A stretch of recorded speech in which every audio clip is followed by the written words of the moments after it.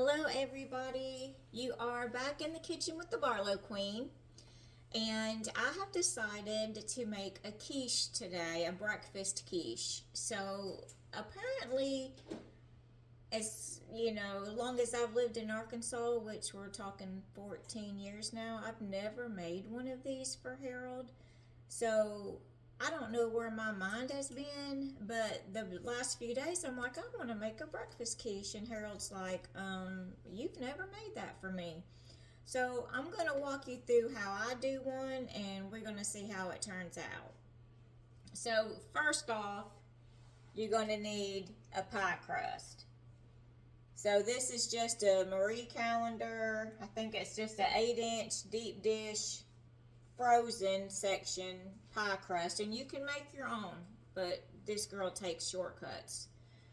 So I'm just letting it sit out to thaw. Now in a bowl I have 8 eggs, 8 large eggs. So that's what we're going to start with, and then I'm going to add whatever to it. So I have a half a cup of onions, bell peppers, some green bell peppers, red bell pepper, and onion. And I actually sauteed these with just a little bit of butter just because I like my veggies really soft. And I don't want them crunchy in my quiche. So let me see if I can get this out. So I did mine, like I say, a little bit ago before I cooked the bacon. And so I only messed up one pot. Y'all be very proud of me. I know my husband is. So I sauteed the onions and bell peppers, and then when I took that out, I used the same pot, which is that pot, to make my bacon. I like to fry my bacon in a pot that has heavy or high sides so that I don't get popped as much. So this is the vegetables that I'm adding in, the onion, bell peppers, but you can add in jalapeños, you can add in tomatoes, you can add in spinach, whatever vegetables you like. This is just what I like. And if I was making this just for Harold, I would probably add in some jalapenos and some mushrooms and some tomatoes. This girl don't eat those things, so we ain't doing it. And you can hush. And you can also do this with sausage or with ham. I don't eat sausage. I just don't. Those little gristly things, I can't do it. I don't know why, but I can't. So I have my bacon cooked and crumbled, thanks to Harold. So this is just a 16-ounce package of bacon. And like I say, you can use sausage, a pound of sausage, it's whatever. Now my recipe that I started with actually called for 2 cups of chopped ham, but I've never done that because I'm a bacon girl. So I'm not going to waste my bacon. I'm just going to use the whole package. I don't measure it out, so I don't know if it's 2 cups or whatever. So to that, we're going to add 3/4 of a cup of milk.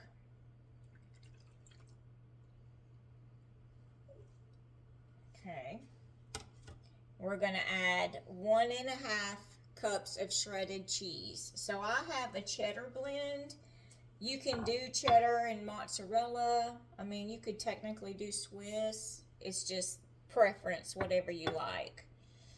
So to that, I'm going to add some seasonings. So I'm going to put some salt and pepper. And the bacon that I cooked, I had the low sodium bacon. So I may be adding a little bit more salt than you would add. And these are only 1/8 teaspoon, so I'll do, what's 3/8? Not even a half a teaspoon. And then I'm going to add some pepper too. And like I say, this is to taste and how you like it. So I know everybody pretty much is in with salt and pepper, because who don't put that on their eggs? But I'm also going to add in some paprika. And it doesn't have to be a ton, I just want a little bit. We're going to do some ground mustard. And I'm going to do just a little pinch of nutmeg. Give it some good earthly flavors. Alright, so I'm going to do my best to stir this up real well. So as you can see, it's not hard. And you don't have to saute your vegetables first. That's just the way I do it. So the only two things I had to cook was the meat and then for me the vegetables. But like if you're going to put spinach in it, you're not going to wilt that down anyway. You're just going to go ahead and put it straight in. And I would have done spinach. Harold likes spinach, but I don't have any of that on hand.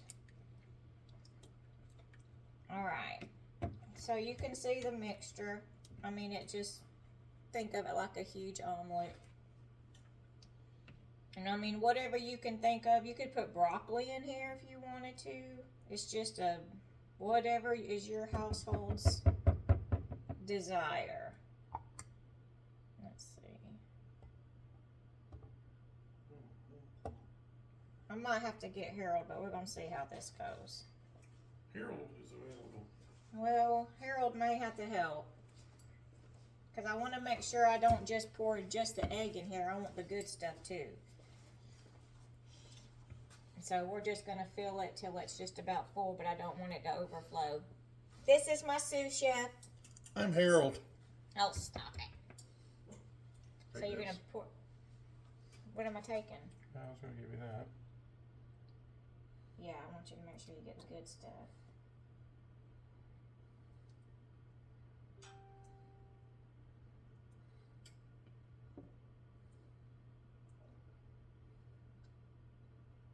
How am I doing? You're doing fabulous. That's probably... That's probably it, huh? That's probably it. Okay. So, actually, I mean, I do have some left. I definitely, obviously, don't have enough for another one. That could be a little omelet. But it could be a little omelet. I might actually fry that up on the stove. That's actually a pretty good idea. Who knew? Who knew? That's right. But I've got it. Can you see it's pretty full? Honey, can you pick this up and just show it, like get it to the camera so they can see? So this is fixing to go into an oven that I had preheated at 375. This? The whole thing. Just move it closer so they can see it. Don't spill it. You're about to spill it. Not gonna spill it. You are. So Here. that's what it looks like. There it is. So I'm going to have him put it in the oven. I'm Harold's twin, by the way. Now I'm Honey.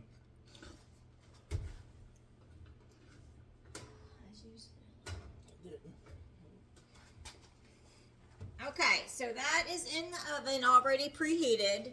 So it's going to bake for 35 or 40 minutes. So I'll bring you back when I get finished. And once it comes out of the oven, you only have to let it cool for like 5 minutes before you can cut into it and serve it. So we're going to let that cook and I'll be back.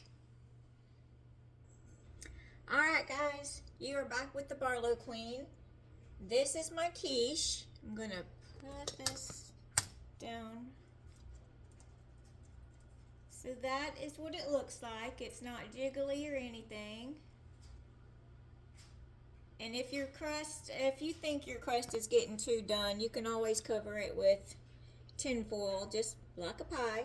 But I think this crust looks perfect for me and for my taste. So it took exactly 35 minutes in my oven. And I did scramble what was left in the bowl, and it is really good. So I know this is really good because it's the same filling. So I'm going to hold up my recipe, and you can tweak it as needed and pause it so you can copy it. So that is all I did. And I mean, you can do, if you've got leftover steak, you could do steak and bell peppers and onions. And then when you serve it, you can serve it with salsa, hot sauce, sour cream. Just have fun with it, whatever you like. So that is it for me. I'm going to let Harold dig in because I know he's been smelling it and he's starving. But thank you guys so much for watching, and I'll catch you on the next one. Bye.